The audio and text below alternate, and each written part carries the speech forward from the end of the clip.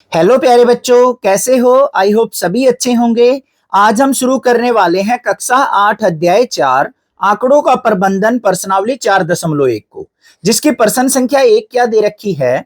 किसी शहर के युवा व्यक्तियों के एक समूह का यह जानने के लिए सर्वे किया गया कि वे किस प्रकार का संगीत पसंद करते हैं। यहाँ पे हमें क्या दिया है प्रश्न में बच्चों कि एक शहर के कुछ युवा व्यक्तियों से पूछा गया है कि आपको किस प्रकार का संगीत पसंद है। तो उससे कुछ आंकड़े लिए, उस आंकड़ों से यहाँ पे एक पाई चार्ट बना दिया। तो इस पाई चार्ट से निम्नलिखित प्रश्नों के उत्तर दीजिए। तो हमारे पास जो ये पाई चार्ट दे रखा है ना, इसकी मदद से हमें कुछ प्रश्नों के उत्तर देने हैं। अब सबसे पहले पाई चार्ट को देख लेते हैं, हमें क्या दे रखा है। पाई चार्ट में हमें यहाँ पे प्रतिशत दे रखी है व्यक्तियों की। मनोरंजक संगीत को पसंद करने वाले कुल कितने लोग हैं? 40%। लोक संगीत को पसंद करने वाले 30%।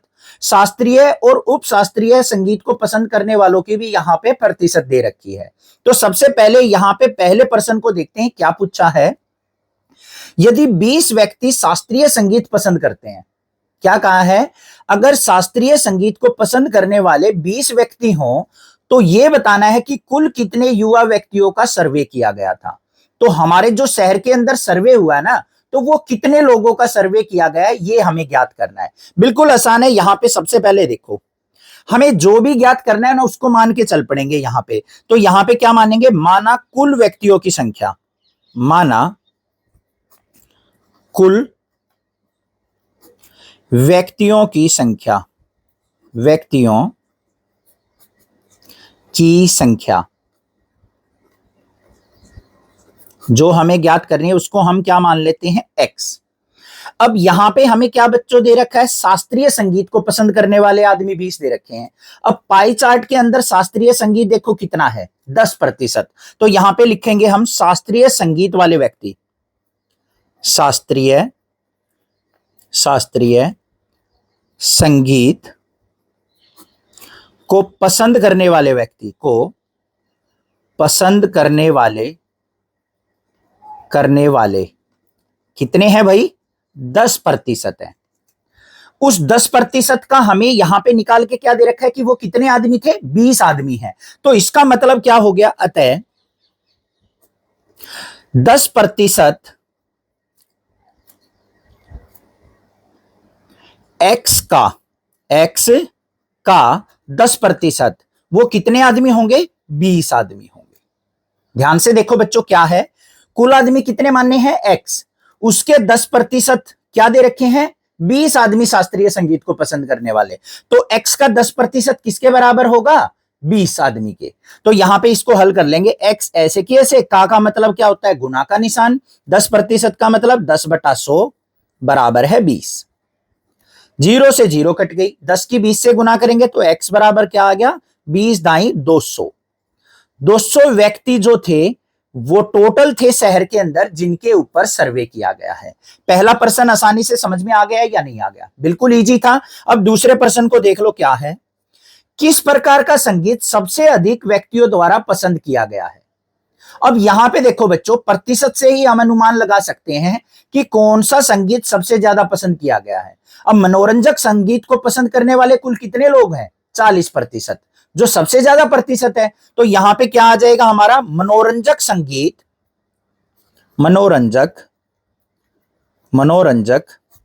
संगीत सबसे ज्यादा पसंद करने वाला संगीत है, सबसे ज्यादा पसंद करने वाला संगीत है। अब यहां पे पूछ भी रखा हो बच्चों कि क्यों है, तो हम यहां लिख देंगे क्योंकि इसकी प्रतिशत क्या है पाई चार्ट में, 40% सबसे अधिक है। आ गया समझ में ये भी। अब तीसरे प्रश्न को देखते हैं क्या है, जो कि महत्वपूर्ण प्रश्न है। तीसरे को देखो क्या दे रखा है, यदि कोई कैसेट कंपनी 1000 सीडी बनाए तो वह प्रत्येक प्रकार की कितनी सीडी बनाएगी। अब भाई संगीत पसंद करने वाले शहर के अंदर आदमी मिल गए, तो भाई कैसेट कंपनी भी क्या करेगी, जिस संगीत को सबसे ज्यादा लोग पसंद करते हैं उसकी ज्यादा कैसेट बनाएगी और कम पसंद करने वाले संगीत की कम कैसेट बनाएगी। तो एक कंपनी लग गई शहर के अंदर, उसने क्या किया, 1000 सीडी बनानी है। तो वो ये पूछ रही है कि इस पाई चार्ट की मदद से आप बताइए कि कौन से संगीत की कितनी सीडी बनाई जाए। तो बिल्कुल आसान है, देखो कैसे करेंगे इसको। तीसरे भाग को देख लो, कुल सीडी कितनी है, कुल सीडी हमारे पास है 1000। ठीक है, अब सबसे पहले देखो हमारा जो शास्त्रीय संगीत था ये रहा जी, उसको पसंद करने वाले आदमी कितने हैं, 10%, कम आदमी है तो कम ही सीडी बनेगी। तो यहां पे शास्त्रीय संगीत की सीडी कैसे निकलेंगी, शास्त्रीय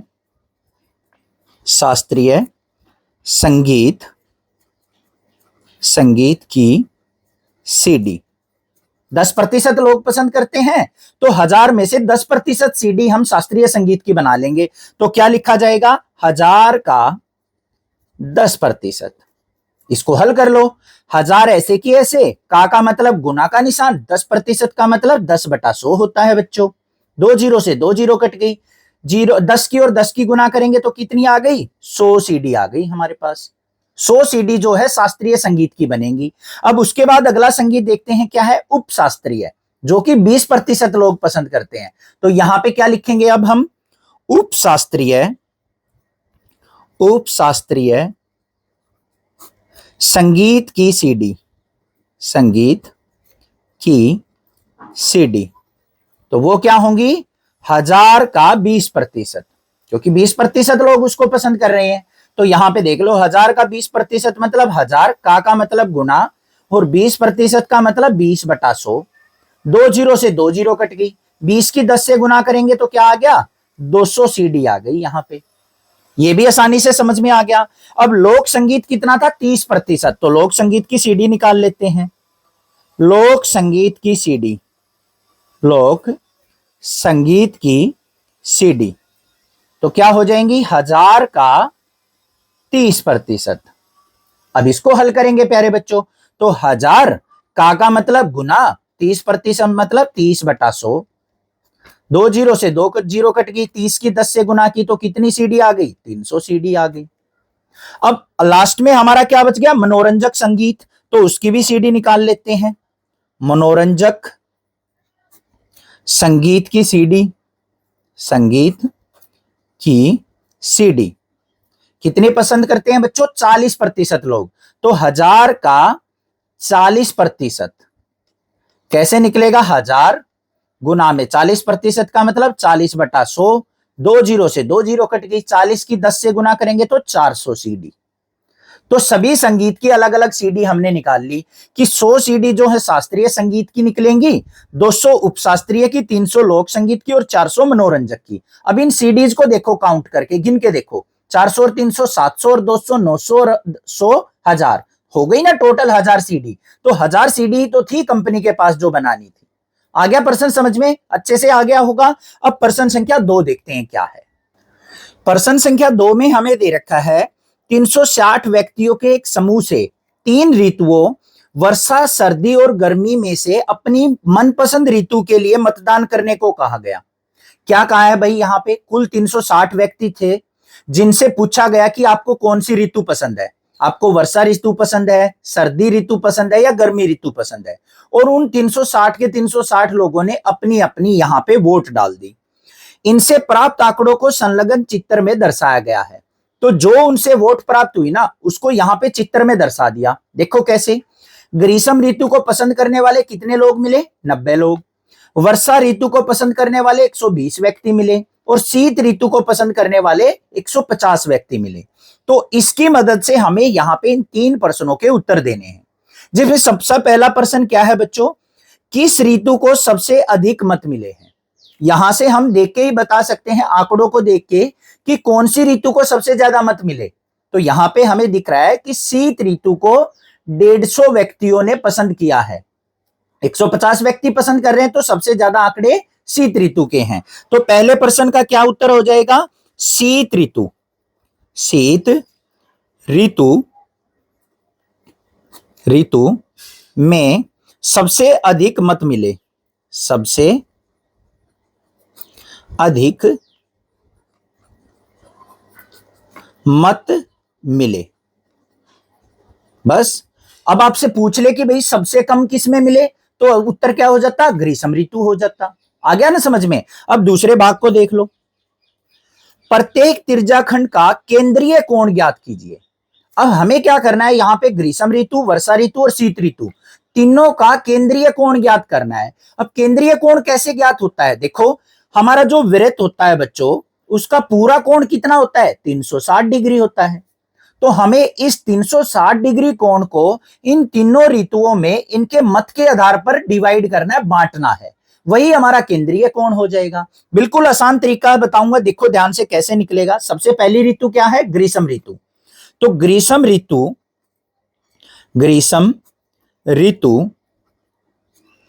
का केंद्रीय कोण कैसे निकलेगा बच्चों? ग्रीष्म ऋतु की कुल वोट कितनी है, मत कितने हैं? 90।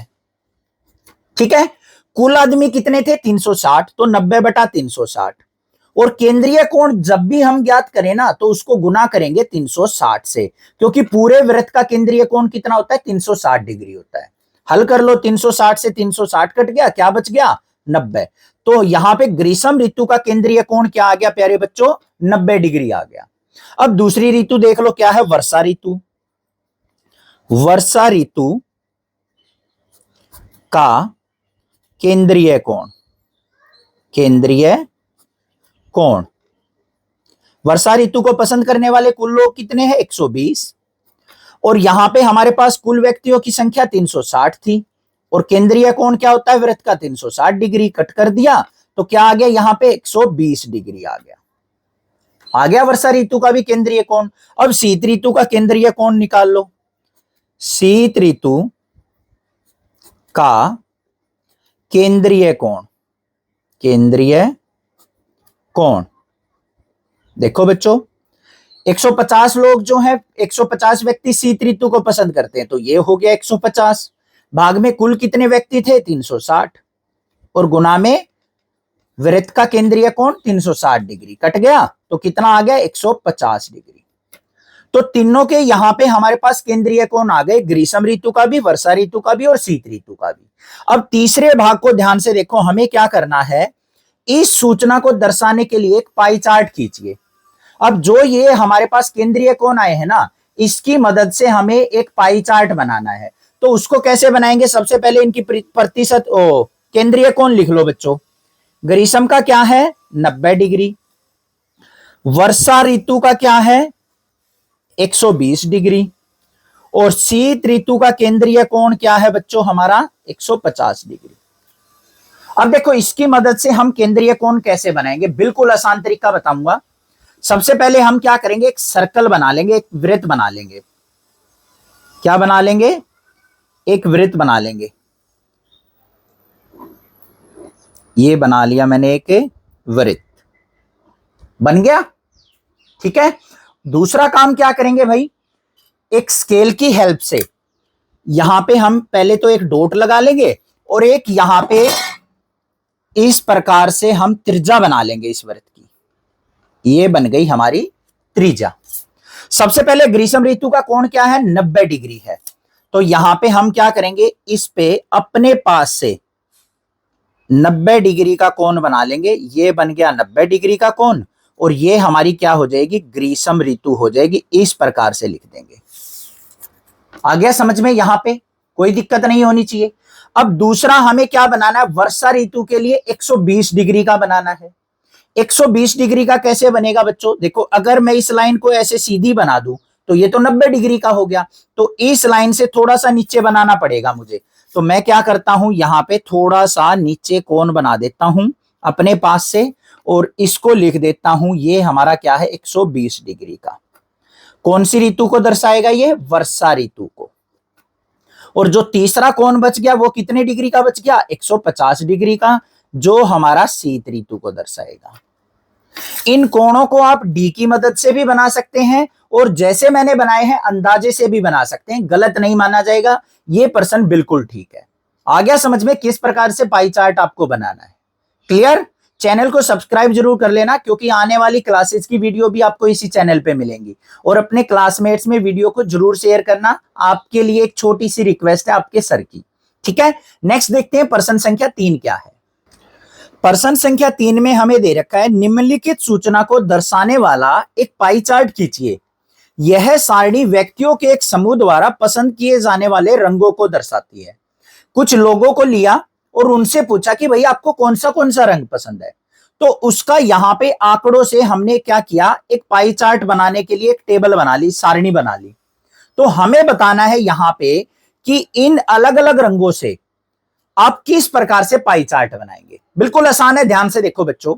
सबसे पहले नीला रंग दे रखा है, उसको कितने लोग पसंद करते हैं, 18 लोग पसंद करते हैं। हरे रंग को 9 लोग, लाल रंग को 6 लोग, पीले रंग को 3 लोग।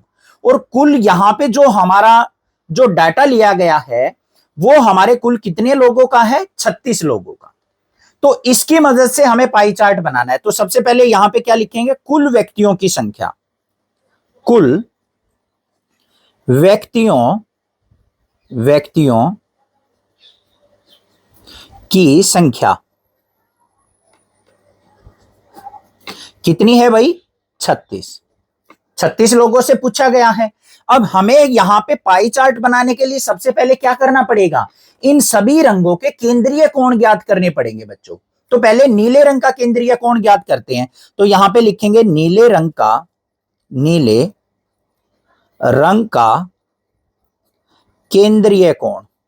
केंद्रीय कोण कैसे ज्ञात करते हैं, ध्यान से देखो। सबसे पहले लिखेंगे नीले रंग को पसंद करने वाले आदमी कितने, 18। कुल आदमी कितने थे, 36। गुना किससे करते हैं, पूरे वृत्त के केंद्रीय कोण से। पूरे वृत्त का केंद्रीय कोण क्या होता है, 360 डिग्री। तो गुना में 360 डिग्री। 36 से भाग करेंगे, 36 एकम 36, 36 दाई 360। 18 की 10 से गुना की तो कितना आ गया, 180 डिग्री। तो नीले रंग का केंद्रीय कोण क्या आ गया प्यारे बच्चों, 180 डिग्री आ गया। अब हरे रंग का निकालना है। तो यहां लिखेंगे हरे रंग का केंद्रीय कोण, हरे रंग का केंद्रीय कोण। हरे रंग को पसंद करने वाले आदमी 9, कुल आदमी थे 36 और वृत्त का केंद्रीय कोण 360 डिग्री। 36 से भाग किया, 36 दाई 360 और 10 नियम 90 डिग्री आ गया। बिल्कुल हलवा प्रश्न है। आगे देखो, लाल रंग का केंद्रीय कोण निकाल लेंगे। लाल रंग का केंद्रीय कोण। लाल रंग को पसंद करने वाले कुल कितने आदमी हैं, 6 आदमी हैं। टोटल आदमी कितने थे, 36। गुना में 360, 36 दाया 360, 10 छिक 60। तो इसका 60 डिग्री आ गया। अब अगला रंग कौन सा है, पीला। तो पीले रंग को पसंद करने वाले कितने आदमी है भाई, 3। तो उसका केंद्रीय कोण क्या होगा, पीले रंग का केंद्रीय कोण कैसे निकलेगा, 3/36 गुना में 360, 36 ढाई 360, 10 दिया 30 डिग्री। सभी के यहां पे केंद्रीय कोण आ गए या नहीं आ गए। अब हमें क्या करना है, इसकी मदद से हमें एक पाई चार्ट बनाना है इन आंकड़ों की मदद से। तो पाई चार्ट बनाने के लिए हमें क्या करना पड़ेगा बच्चों, सबसे पहले एक सर्कल बनाना पड़ेगा, एक वृत्त बनाना पड़ेगा। तो यहां पे हम क्या करते हैं, एक वृत्त का निर्माण कर लेते हैं। ये हो गया। अब सबसे पहले यहां पे ध्यान दो बच्चों, पहला जो रंग है हमारा नीला रंग, उसका केंद्रीय कोण क्या है, 180 डिग्री। अब 180 डिग्री कैसे बनता है, हमारा एक सीधी लाइन के ऊपर बनता है। तो हम क्या करेंगे, यहां पे इस वृत्त के अंदर एक सीधी लाइन लगा देंगे। ये लगा दी तो ऊपर जो बन गया हमारा, ये क्या बन गया, 180 डिग्री बन गया। और ये कौन से रंग को दर्शाएगा, नीले रंग को। तो यहां पे लिख देंगे नीले रंग को, या फिर नीला लिख देंगे या नीले रंग को लिख देंगे। दूसरा हरा रंग क्या दे रखा है हमें, यहां पे 90 डिग्री। अब इससे आगे हम यहां पे 90 डिग्री का कोण बना लेंगे। तो ये बना लिया हमने यहां पे 90 डिग्री का कोण इस प्रकार से। और ये कौन से रंग को दर्शाएगा, हरा रंग को। अब लाल रंग का केंद्रीय कोण क्या है, 60 और पीले रंग का 30। तो यहां पे देखो बच्चों, थोड़ा सा बड़ा कोण हम क्या करेंगे, 60 डिग्री का बना लेंगे। ये बड़ा कोण बन गया तो ये 60 डिग्री का, और इससे अगला हो गया 30 डिग्री का। 60 डिग्री में क्या आ जाएगा, लाल रंग आ जाएगा। और इसमें 30 डिग्री में क्या आ जाएगा, पीला रंग आ जाएगा। तो इस प्रकार से हमें क्या करना है, यहां पे पाई चार्ट बना लेना है। बिल्कुल आसान है, समझ में आ गया होगा। आगे देखते हैं प्रश्न संख्या 4 क्या है। प्रश्न संख्या 4 महत्वपूर्ण प्रश्न है, ध्यान से समझना है। देखो क्या है, संलग्न पाई चार्ट एक विद्यार्थी द्वारा किसी परीक्षा में हिंदी, अंग्रेजी, गणित, सामाजिक विज्ञान और विज्ञान में प्राप्त किए गए अंकों को दर्शाता है। हमें यहाँ पे एक पाई चार्ट दे रखा है जो कि किसी विद्यार्थी द्वारा इन पांचों विषयों में प्राप्त किए गए अंकों को दर्शा रहा है। यदि उस विद्यार्थी द्वारा प्राप्त किए गए कुल अंक 540 थे तो निम्नलिखित प्रश्नों के उत्तर दीजिए। अगर उस बच्चे ने, उस विद्यार्थी ने कुल 540 अंक प्राप्त किए हों तो हमें इस पाई चार्ट की मदद से इन 3 प्रश्नों के उत्तर देने हैं। जिसमें सबसे पहला प्रश्न क्या है प्यारे बच्चों, किस विषय में उस विद्यार्थी ने 105 अंक प्राप्त किए। हमारे पास 5 विषय थे तो पांचों विषयों में से हमें यह बताना है कि कौन से विषय में उस बच्चे ने 105 अंक प्राप्त किए हैं। तो सबसे पहले यहां पे लिखो कुल प्राप्त अंक कितने हैं उसके। पहले भाग को हल करेंगे, कुल प्राप्त अंक, कुल प्राप्त अंक कितने हैं 540। ठीक है, सबसे पहले देखो यहां पे कौन सा सब्जेक्ट है, हिंदी विषय है। हिंदी का कोण देखो बच्चों कितना है 70 डिग्री। तो यहां पे लिखेंगे हिंदी का केंद्रीय कोण, ये हमें केंद्रीय कोण दे रखे हैं तो यहां पे लिखेंगे हिंदी का केंद्रीय कोण, केंद्रीय कोण हमें दे रखा है 70 डिग्री। अब हमें क्या करना है, हिंदी में प्राप्त अंक याद करके देखते हैं भाई।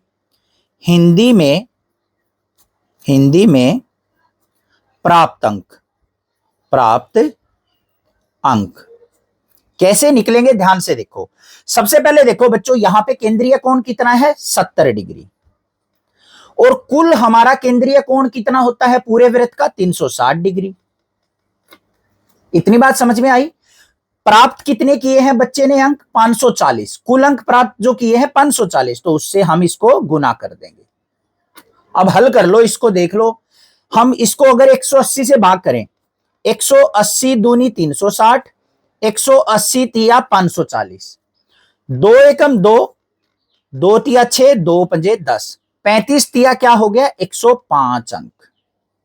तो हिंदी में ही आ गए हमारे क्या 105 अंक। यही तो बताना था कि कौन से सब्जेक्ट में, कौन से विषय में 105 अंक प्राप्त किए हैं।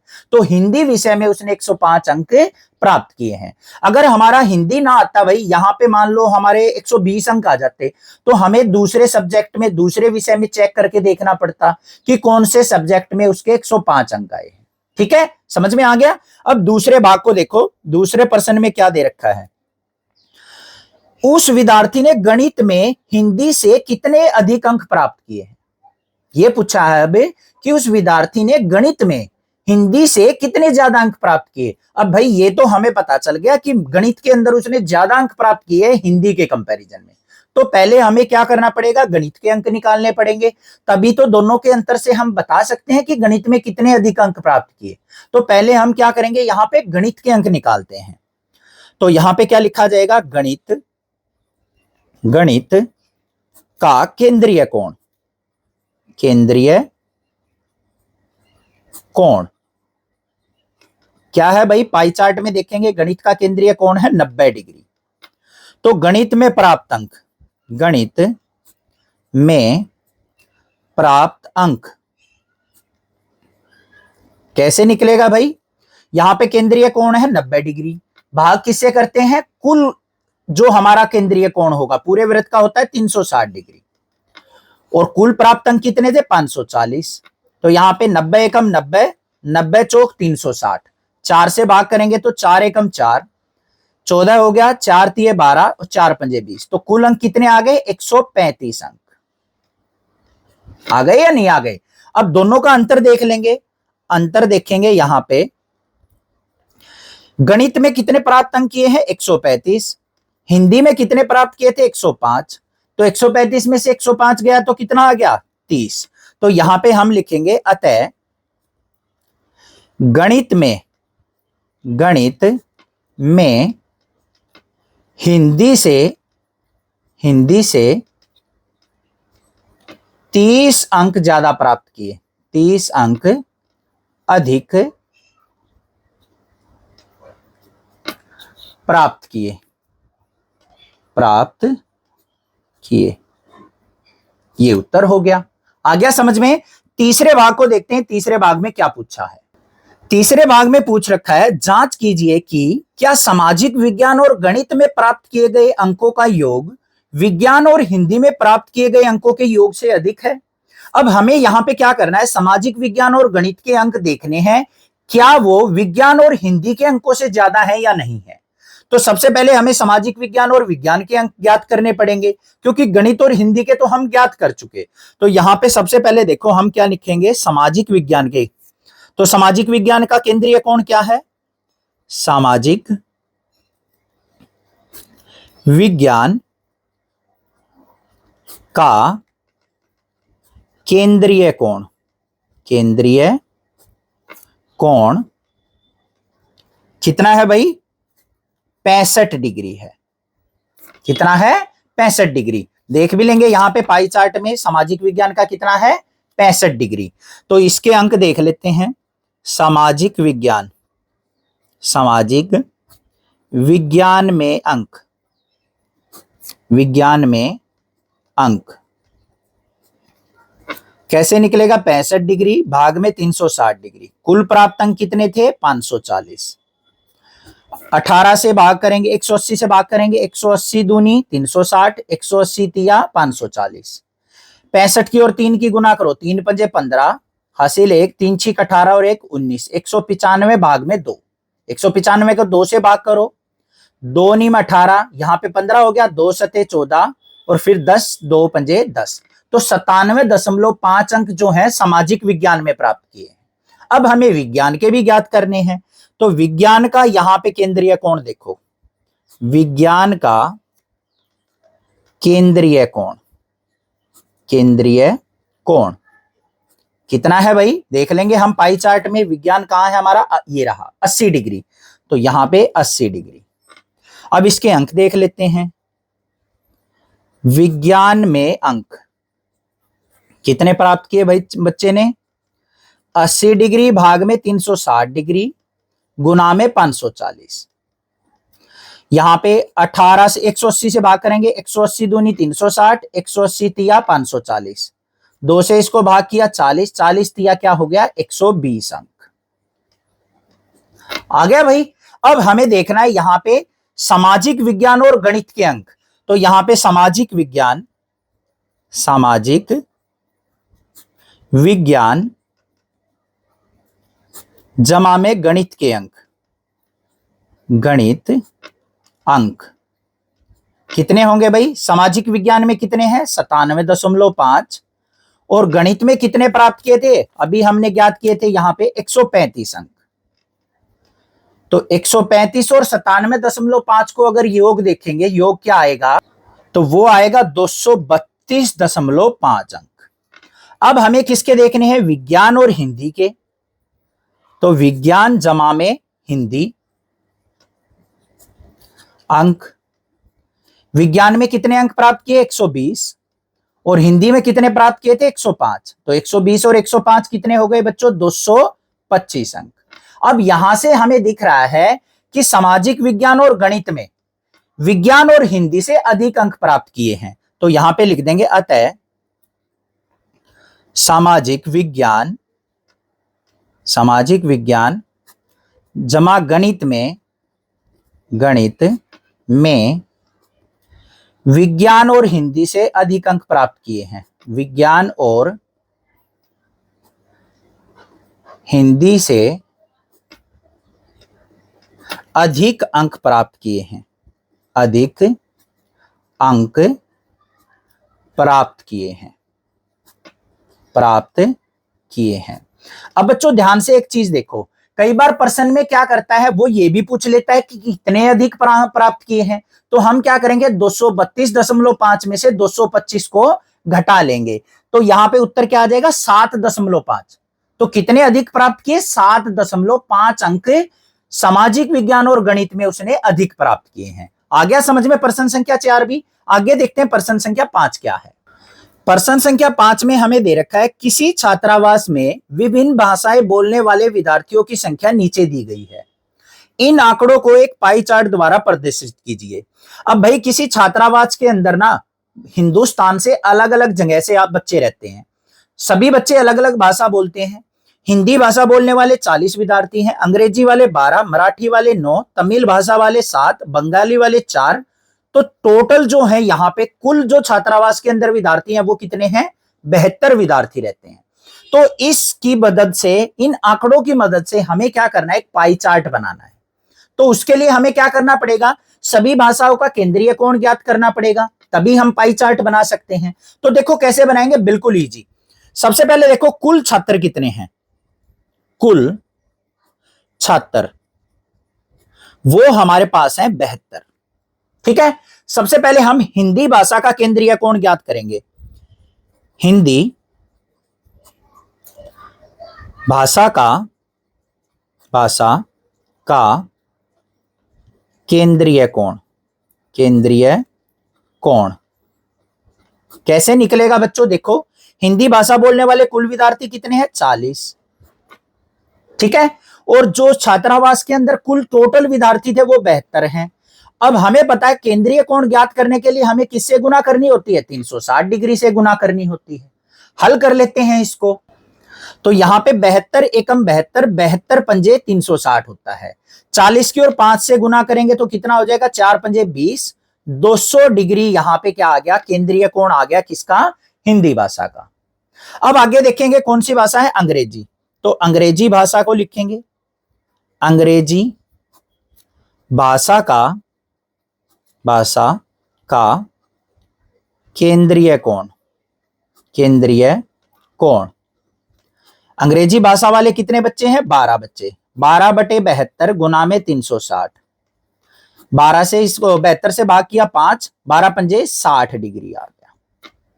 आगे मराठी भाषा है तो मराठी भाषा का लिखेंगे हम, मराठी भाषा का केंद्रीय कोण, भाषा का कोण लिख लेते हैं। अब कुल कितने बच्चे हैं? 9 बच्चे। 9 बटा 72 गुना में 360, 72 पंजे 360, 9 पंजे 45 डिग्री। ये केंद्रीय कोण आ गया हमारा मराठी भाषा का। फिर तमिल और बंगाली का और निकाल लेते हैं। तो तमिल भाषा का कोण बराबर है, 7 बच्चे तमिल बोलने वाले, तो 7 बटा 72 गुना में 360, 72 से इसको भाग किया, 72 पंजे 360, 7 पंजे 35 डिग्री आ गया। अब आखिरी भाषा बच गई बंगाली। बंगाली भाषा का कोण ज्ञात कर लेंगे। कैसे निकलेगा? बंगाली भाषा बोलने वाले 4 बच्चे हैं तो 4 बटा 72 गुना में 360, 72 पंजे 360, 5 चौक क्या आ गया? 20 डिग्री आ गया। सभी भाषा के केंद्रीय कोण निकल गए या नहीं निकल गए? अब हमें क्या करना है? इसकी मदद से पाई चार्ट बनाना है। तो हम क्या करेंगे? यहां पे एक सर्कल बना लेते हैं, एक वृत्त बना लेंगे। ये बना लिया हमने एक वृत्त। ठीक है, अब ध्यान से देखना बच्चों किस प्रकार से हम यहां पे इन केंद्रीय कोण से पाई चार्ट बनाएंगे। सबसे पहले देखो हिंदी भाषा हमें दे रखी है। हिंदी भाषा का केंद्रीय कोण क्या है? 200 डिग्री। 200 डिग्री मतलब 180 से ज्यादा। तो हम यहां पे क्या करेंगे? सबसे पहले हम यहां पे एक त्रिज्या बना लेंगे। ये बन गई। अगर बच्चों इस त्रिज्या को मैं यहां पे पूरा का पूरा आगे बढ़ा दूं तो कितना कोण बनेगा? 180। परंतु मुझे कितना चाहिए? 200 डिग्री।